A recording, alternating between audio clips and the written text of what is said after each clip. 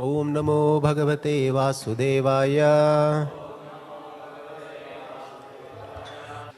Reading from Srimad Bhagavatam, 3rd Canto, 30th chapter, text number 4. Jantur Vaibhava etasmin Yam Yam Yonim Anuvrajed Tasyam Tasyam Salabhate Nirvritim Na Virajyate. Translation and purport by His Divine Grace A.C. Bhaktivedanta Swami Srila Prabhupada ki jai. Translation. The living entity, in whatever species of life he appears, finds a particular type of satisfaction in that species, and he is never averse to being situated in such a condition. Purport by Srila Prabhupada. The satisfaction of the living entity in a particular type of body, even if it is most abominable, is called illusion. A man in a higher position may feel dissatisfaction with the standard of life of a lower grade man, but the lower grade man is satisfied in that position because of the spell of Maya, the external energy. Maya has two phases of activities. One is called Prakshepatmika and the other is called Avaranatmika. Avaranatmika means covering and Prakshepatmika means pulling down. In any condition of life, the materialistic person or animal will be satisfied because his knowledge is covered by the influence of Maya. In the lower grade or lower species of life, the development of consciousness is so poor that one cannot understand whether he is happy or distressed. This is called Avaranatmika. Even a hog who lives by eating stool finds himself happy, although a person in a higher mode of life sees that the hog is eating stool. How abominable that life is. That thus ends the Bhaktivedanta. So Lord Kapila, and in this verse Lord Kapila is saying, Jantur vai bhava etasmin yam yam yonim anuvrajet tasam salabhate nirvritim na virajyate. Etasmin bhava, in this material existence, what happens? The living entities, jantuhu, attains various kinds of bodies, birds, animals, human, demigods. Yam yam yonim. He enters into, he obtains. Tasyam tasyam, and in those species, in those bodies, salabhatim nirvritim, kind of satisfaction, happiness, nirvritim labhate, sa nivritim labhate, he attains a certain kind of happiness that that body can afford, can give, and he becomes happy with that. Na virajyate, and he never tries to detach himself, leave that, change his situation.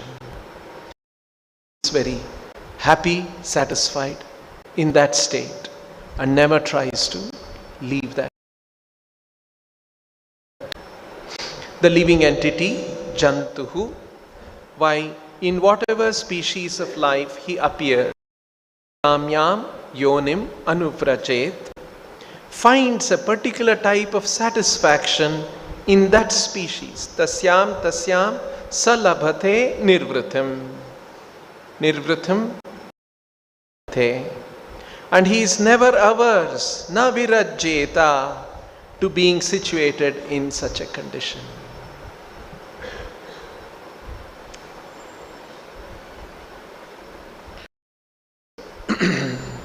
Lord Kapila is describing how the living entity attains a certain state of existence in a certain species, derives some kind of a satisfaction in that, and feels contented and does not want to. Na virajyate, is not averse to that at all.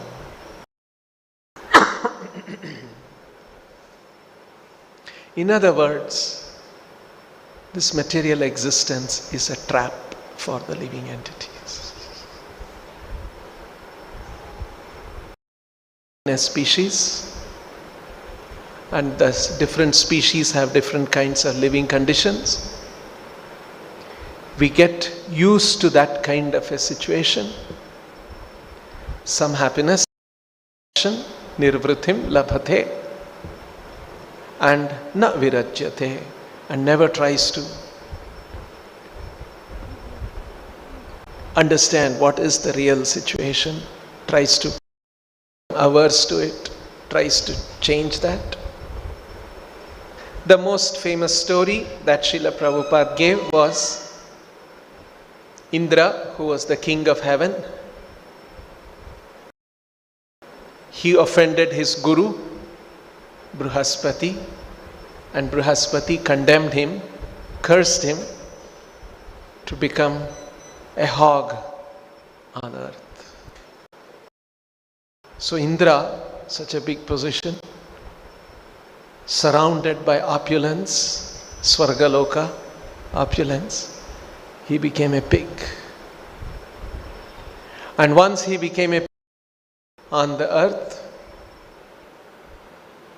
a pig has another family of pigs, and he had a wife pig, and then pig we have seen in our country,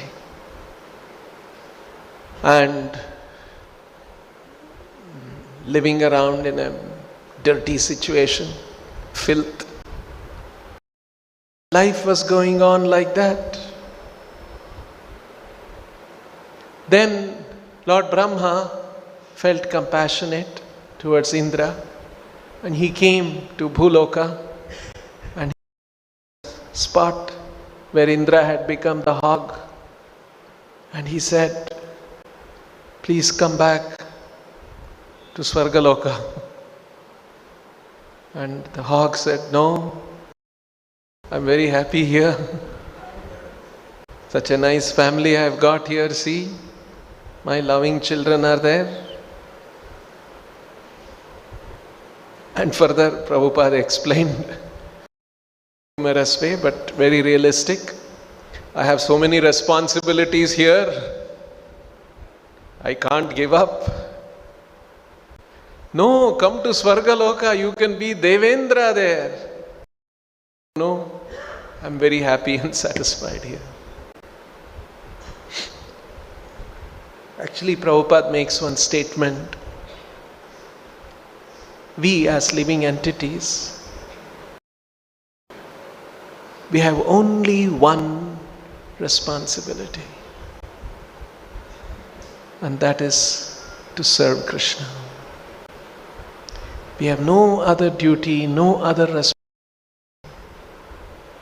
All other ideas of responsibility, duty, I have this, I have to do that, is a creation of the illusory energy.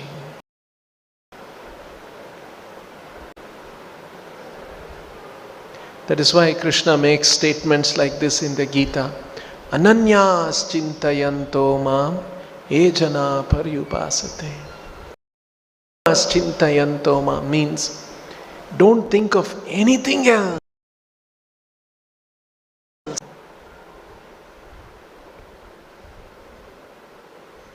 Because we, who are we? We are creatures as spirit soul.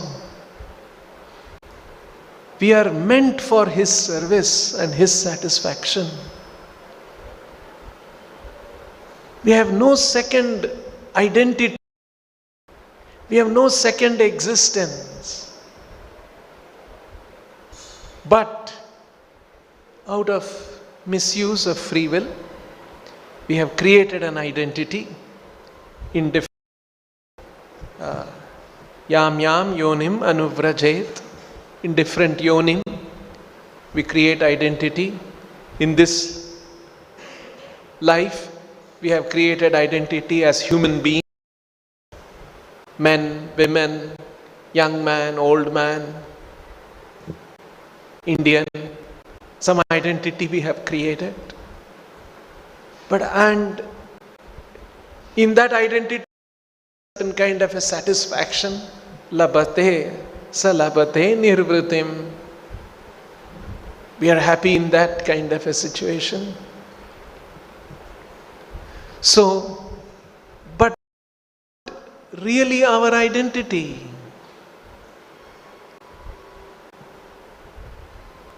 Even within this life, our identity is changing. Sometimes we used to think I'm a small baby.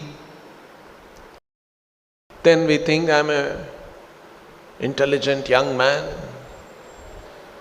Then sometimes we think I'm a wise old man. And then after that, all these identities are gone. Take another identity in another situation. And we don't have understanding of this at all.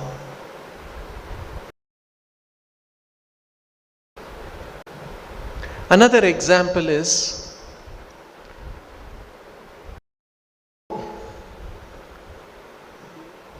material energy tricks us.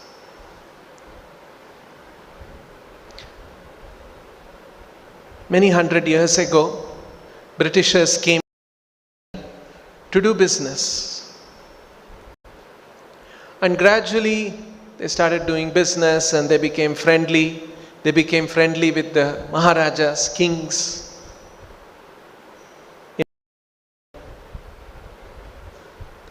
And we know after a little while, they started ruling and completely colonized India. So when that happened, it happened gradually.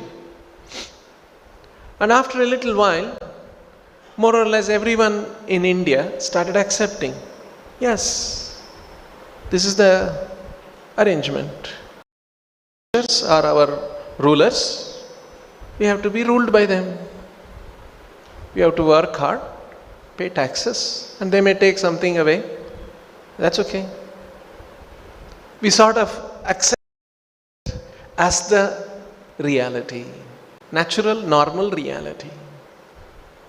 Then after a while, many nationalistic leaders, they drummed up this idea. Why is this? Why Britain us? Why can't we rule ourselves? So that movement gained momentum over maybe another 50 years or 100 years, maybe. It became a big freedom movement and there were big leaders, and they finally in 1947 we got our independence. So there was a state of existence that where people started accepting, yes, that's the way it is. It is normal. Then a new consciousness had to be created. Should they be ruling us? Why can't we rule ourselves? Why can't there be the principle of self-governance? We rule ourselves, we elect and decide who will rule us, and all these ideas came up. So in the same way, we come into this world and we get a certain body, a certain family, a certain situation, and we slip into a state of satisfaction and never try to get out of it.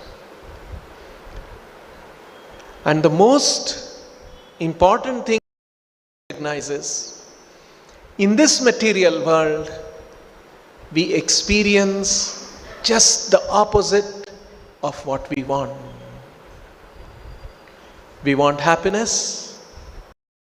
There's one kind or another kind of misery is there. We want permanent life. There is no permanent life here. We don't want to become. Who likes to be an old person?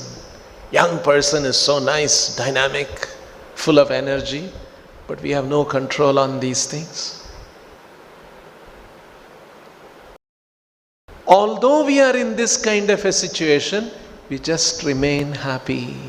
Salabate nirvritim na virajyate. And never think that, hey, what is wrong? Why is this like this? Many intelligent people are there in this world, and they are solving many, many problems in this world. How there is no electricity in so many villages, there are not enough roads, not enough hospitals. So many, all these things people are trying to solve. And they are using their very good intentions. But the most fundamental problem, why am I suffering here in this world? I don't have difficulties.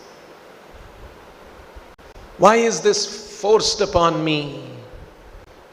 This question nobody thinks about. They accept it, that's the way it is. Why is it the way it is? Can I know what this is all about? Curiosity, the deep curiosity, that drive to know is absent. And that some people will have that. And people who have that drive to know what is this world about, I must understand this. That spirit, that drive, I must know the truth. Cost, I must know the truth. That spirit is actually a Brahminical spirit. Brahmana is one who is seeking knowledge. Brahma janati. What is that truth about this world, about my life, about this? And a Brahmana is so spirited, he is ready to make any kind of sacrifice, set aside to understand that truth. That such a seeker is a Brahmana.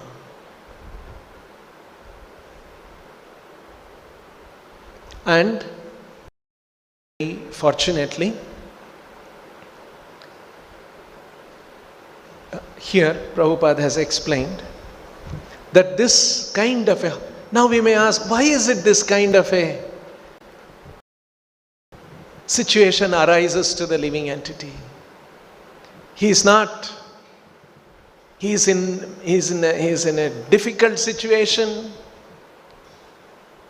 but we don't realize. Someone sent me a small, different companies, they were sending some animation some years ago. And they sent me one animation clip for review. And they showed the animation was of a bird coming and feeding the young birds in a nest. You know, we have seen those pictures, all the young ones open their mouth wide open and the mother brought some food. And all around that image, there was fire. Although there was fire and this was feeding and the young birds were eating, it looks like it was not disturbed at all. So when in the discussion we were having, when there is such a fire, they must, they must be about it. It's not normal. Then later on, after that, I was reflecting. We sing every morning, Samsara Davana Lali. Every day we are reminded by our Acharya that our life, existence in this material world is like a forest fire. Samsara is a material existence. Davanala is a forest fire. Leada Loka, the living entities are leada. They are led by that. They are suffering. But how many of us really feel that way? There is forest fire. I mean, just business as usual. Like the birds happily there, there's fire around them, but it doesn't seem to. So this is actually our situation too. A devotee of Krishna, sadhakas, we should always be conscious. The real world is a place of suffering, and it is filled with miseries, it is temporary. There is no hope of happiness here in material existence. A devotee has a pessimistic attitude about material existence, but he has a very optimistic attitude toward life. Yes, the material life is miserable, but if I am Krishna conscious, I can be happy. Many times Prabhupada said, the sign of your Krishna consciousness is how happy you are. If you are not happy in Krishna consciousness, then you are not in Krishna consciousness. Because the first thing that Krishna consciousness does is to make us happy. We learn how to be happy even in the midst of difficult, unhappy material circumstances. Prabhupada says, just suppose we are very sick, we are not able to do anything at that time, we are on the bed, reflecting on the thought that I am a servant of Krishna, I must serve him, I must develop love for him. Just reflecting on the philosophical truths, a devotee becomes very happy.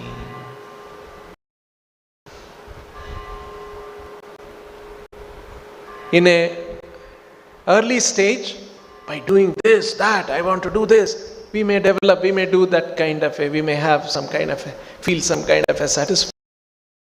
But as we develop Krishna consciousness, just simple reflection of these wonderful philosophical concepts, these truths, they are not just philosophical concepts, these are truths. A devotee has developed faith and realization about that, and just reflecting on those will make him very happy. This is the strength of Krishna consciousness. It can keep us happy in any state of material existence. So, the one which is preventing us from understanding this is illusory energy, and Prabhupada has described in this purport that there are two phases of that illusory energy. One is the avarana. Avaranatmaka means to cover up. The true position of the living entity, who we are, our true knowledge, our self-knowledge about ourselves. Right now our self-knowledge is in terms of the body. I'm a man, I'm young, I'm old, I'm this many years, this part of the country. We have a certain self-knowledge, what we are.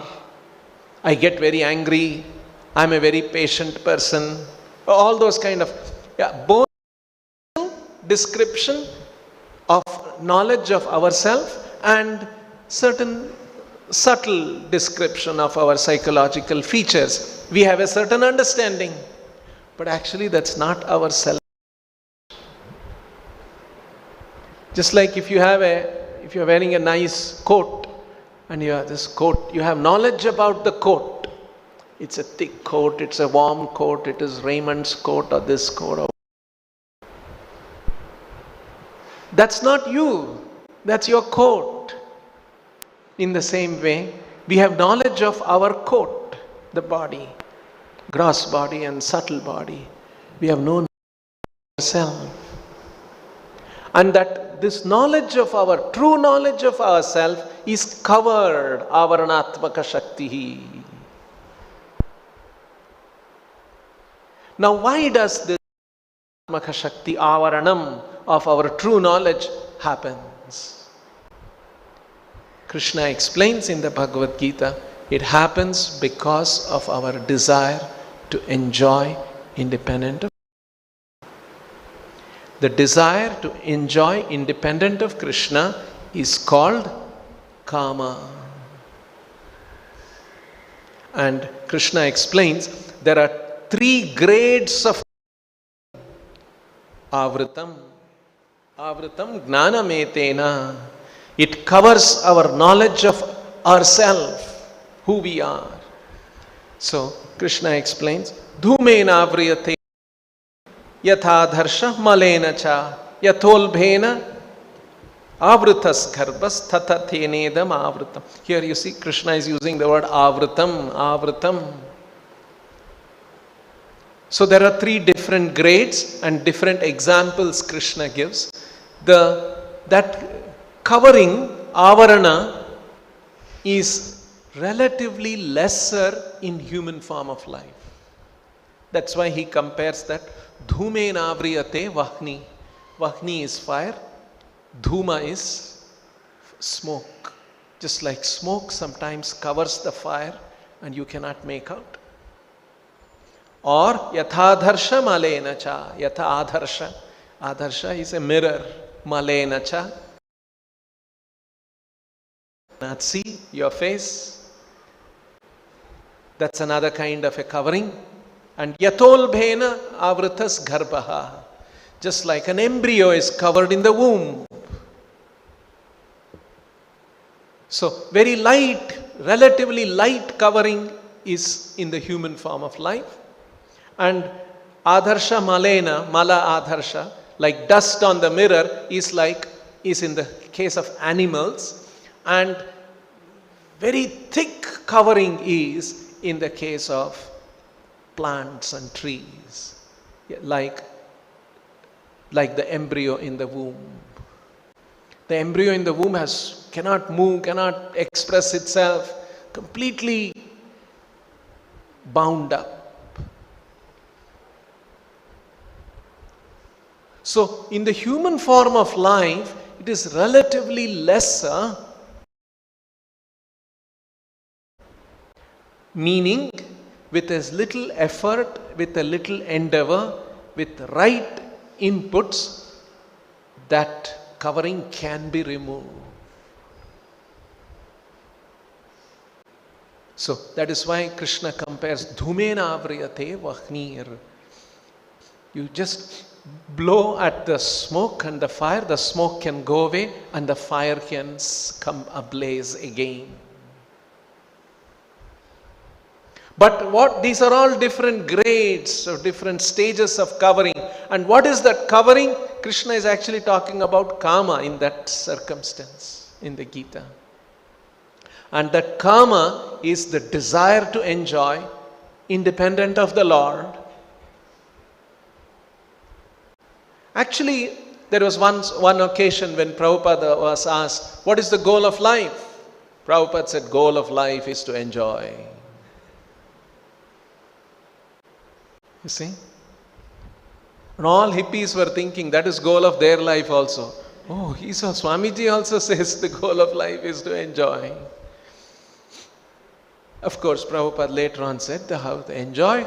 You must know how to enjoy with Krishna.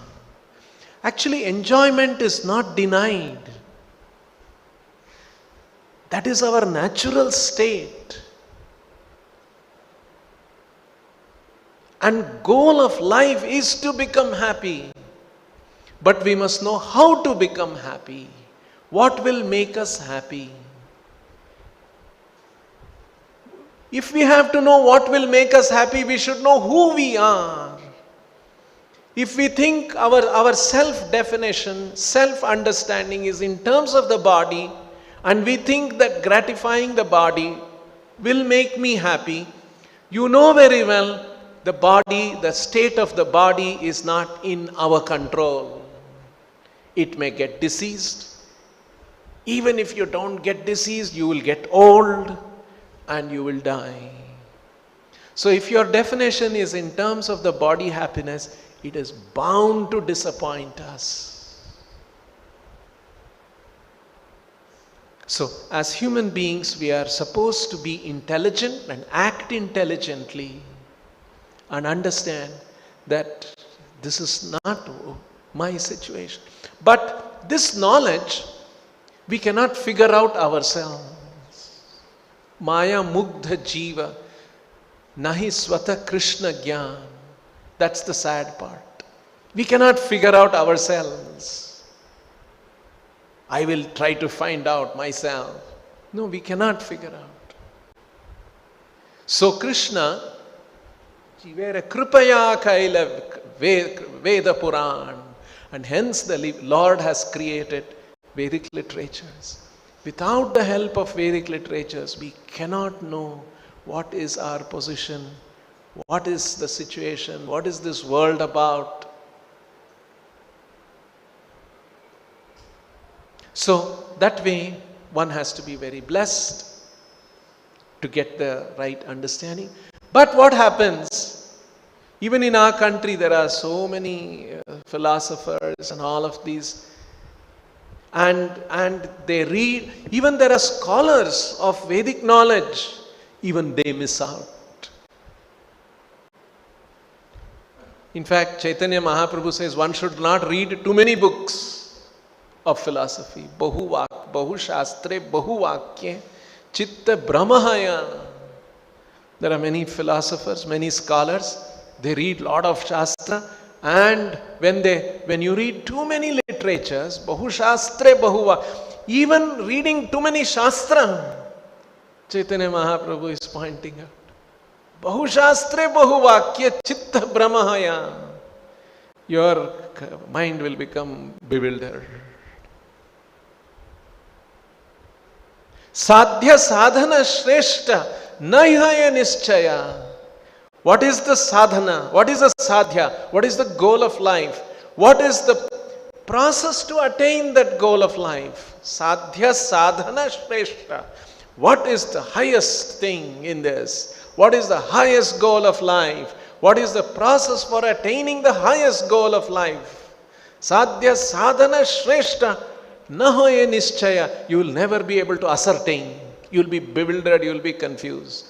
The reason is, the Shastras have a unified vision. They have one goal. It is not that the Shastras have different ideas, different philosophies are there. No, it has got one pointed, focused goal. But we need the help of a true person who has realized that to come and explain to us. Just like the dharmasya tattvam nihitam guhaya mahajana yena gatha sapanta. Otherwise we will get confused. So Chaitanya Mahaprabhu, in his discourses to Sanatan Goswami, Rupa Goswami, other 6 Goswamis, and other occasions, this is how Chaitanya Mahaprabhu clarified. Yes, there are many Vedic literatures. Because these Vedic literatures are all helping one to another. But because the living entities are in different kinds, levels of consciousness, they need different treatment. Just like in a university, there is school, preschool, school, middle school, high school, college, postgraduate. Why? Because there are students of different levels of understanding. And so there are many textbooks, many educational institutions. According to the age, according to their level, according to their aptitude, they go to one institution. Now, this clarity of what is all this Vedic knowledge about, this is called Shastrayukti. How to understand the Vedic literatures in the right perspective. And this modern articulation of the Shastrayukti was done by Bhaktivedanta Thakur. Based on Chaitanya's teachings, based on all the Vedic literatures, he sat down and gave clarity. What is what? It is there in the Vedic literatures. Like for example, in the Bhagavad Gita, Krishna says, Vedaischa sarvair aham eva vedyaha. From all the Vedas, I am to be known. Such a clear statement it is, but still people miss out. There are many sadhus, many gurus, they are speaking different things, but they are missing this point. So it requires a self-realized acharya to tell us, and that is why these 5 acharyas, Jagannath Das Babaji, Bhaktivedanta Thakur, Gaur Kishore Das Babaji, Bhakti Siddhanta Saraswati, and then Srila Prabhupada. All those 4 predecessor acharyas prepared the ground, and Srila Prabhupada expressed it very clearly in English and took it all over the world. That was a final touch given by Srila Prabhupada, prepared by the previous acharyas, in harmony with the original desire of Chaitanya Mahaprabhu, that this knowledge should be appreciated, understood by people all over the world, even in the midst of Kali Yuga. In other words, Prabhupada's coming, Prabhupada doing all these things, it's part of a cosmic plan of the Lord. Not a small thing. Very special. So we should constantly reflect on our position, how we have come in touch with this philosophy, this understanding, which many big scholars, they are all missing out. So we are greatly fortunate. That's why finally the Shastra Chaitanya Mahaprabhu says, Brahmanda Brahmite Kono Bhagyavan Jeev Guru Krishna Prasade Paya Bhakti Lata Beej.